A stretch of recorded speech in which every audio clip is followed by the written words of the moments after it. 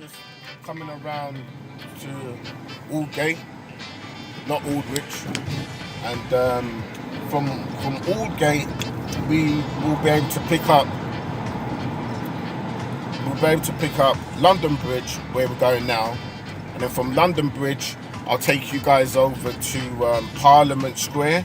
But before you'll have to go over Westminster Bridge. Westminster Bridge. Right. So you guys gonna have a tour of some of our great London bridges, and get to see some of the sights and stuff like that. Your tour with Coach Darren and Chidi. Yeah, that's correct. That's it really. You heard it right there.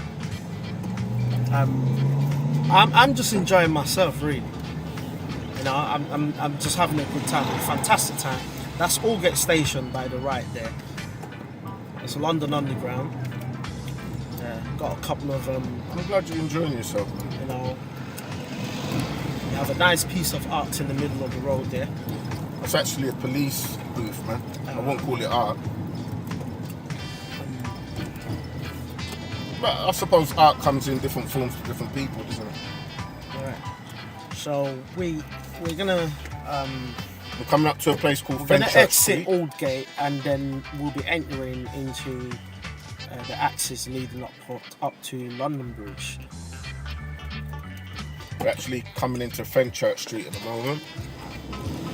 Fenchurch Street is basically a place where it's a lot of offices, a few shops, mainly sandwich places where people who work in the offices buy their lunch. You might get Starbucks and But this is the city of London. places. This is the city of London, and this is on a normal working day, like say Monday to Friday. You're gonna get a lot of office workers in this area. That's right, yeah. And You still get your odd shop. Got next. Boots Pharmacy. Boots Pharmacy, that's right, yep. Yeah, there's all the shops here, man. They got all the stuff you need. Your local Sainsbury, local Tesco's, Carphone Warehouse, etc. Then you got the suits, the people that designed the suits, Bespoke, Marks and Sparks, just to the right. Marks and Spencer's, that's right. Yeah, so this is the city of London.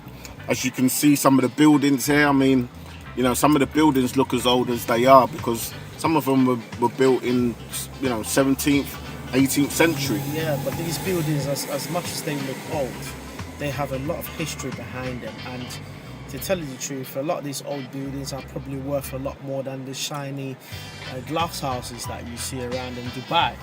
So do not underestimate these buildings just purely by looking at what they look like on the outside. These buildings, they have quite a lot of history behind it, and this is the city of London. They do not come cheap. They do not come cheap over here. So we're just coming up to London Bridge right now. So as soon as we break this light, we'll be on the bridge, and that lovely song that a lot of people would have heard of, London Bridge, It's falling down. But if London Bridge is falling down, we are going to prove that theory wrong.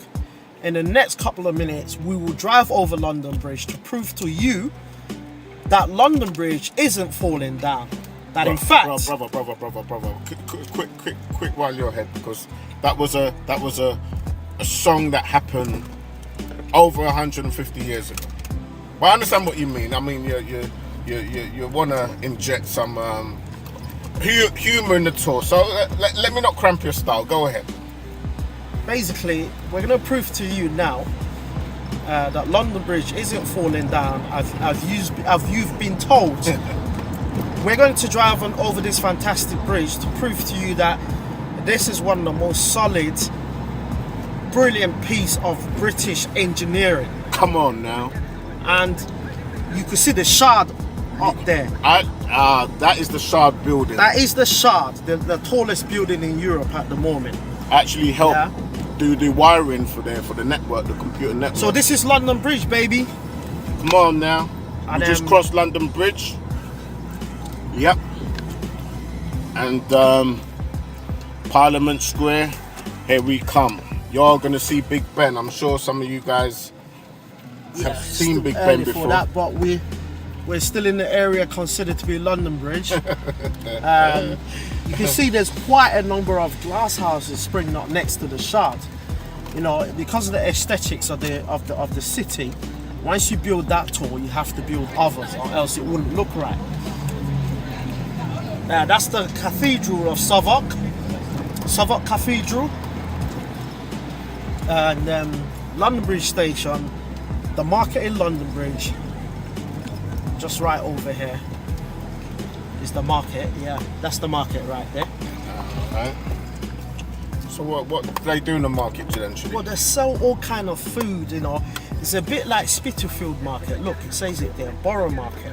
So you get all kind of food items. You get you know, groceries, fresh produce, fish, etc. You know, it's a wonderful place really, and there's a lot of restaurants in there. You'd be amazed the kind of food you get in there. They prepare while you wait, and they prepare the food while you wait. Yeah. Okay. How long you got to wait though? Not too long, in my experience. I've been there with a couple of friends, and we did like it. You know, you get cakes, all sorts of stuff. You know, so it's a nice place. Trust me. And so, you know what, I've always asked the question. You know, you get food while you wait, but why do you have to wait for food? Why isn't food just prepared by the time you get there? Yeah, because I guess people want to eat their food fresh, and we also it's a matter of trust as well. Like, you don't want someone who's had food in there for hours and then they're serving it to you after they just warmed it up. You want to eat food that you have confidence that is being prepared fresh while you wait. I think that confidence is an important factor. You know, and I mean, you want your food freshly prepared and cooked while you wait, so that way you're absolutely sure of what you're eating. If you're going in there while the food is already been cooked, you don't know how long they had the food there. You know. Yeah, but you see, food can be fresh and cooked half an hour before you get there. So I don't see why they can't cook the food half an hour before I get there. That is right there. That may be your preference, but that's not everyone else's idea of what a fresh food is. I mean, people have different ideas, and they have to cater for a variety of audiences, and expectations are different depending on the audience. To be quite honest, if people are that concerned about fresh food, I don't see why they don't just go on the farm and just pick up a cow and just bite into it, you know? Or go to the sea and just get a fish and just put it on your plate and eat it. You want it that fresh? Well, I think that is really crazy. It's a crazy thing to do. No, it's not. It's not, because if you like food fresh, then the whole fact of you having to kill it and cook it, it's no longer fresh anymore, is it? You know? Fresh. I mean. And if you like food fresh, don't put any seasoning on it either. Nah, I think. Nah. Well, I wish I had a clue what you meant by that. But I would suppose. You know. Yeah. I tell you what, I don't know what to say about that.